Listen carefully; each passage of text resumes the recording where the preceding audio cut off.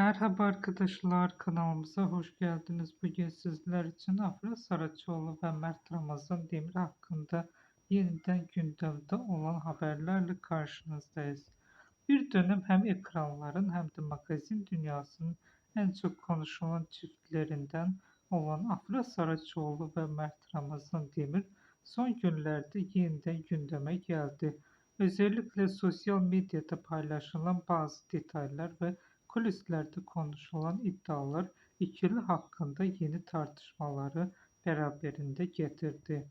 Magazin çevrelerinde yer alan haberlere göre daha önce ayrılık yaşadıkları öne sürülen Afra Saraçoğlu ve Mert Ramazan Demir iletişimlerini tamamen koparmadığı iddia ediliyor.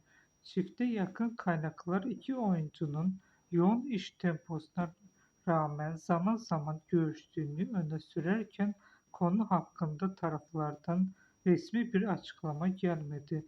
Öte yandan Mert Ramazan Demir'in yeni projeleri ve Afra Saraçoğlu'nun kariyer planları da hayranları tarafından yakından takip ediliyor. Demir'in yeni dizi hazırlıklarına devam ettiği belirtilirken Saraçoğlu'nda farklı projeler için görüşmeler yaptığı konuşuluyor. Sosyal medyada binlerce hayran ikilinin yeniden bir araya gelemeyeceği konusunda yorum yapmaya devam ederken Afra Saraçoğlu ve Mert Ramazan Demir cephesinden gelecek açıklamalar merakla bekleniyor.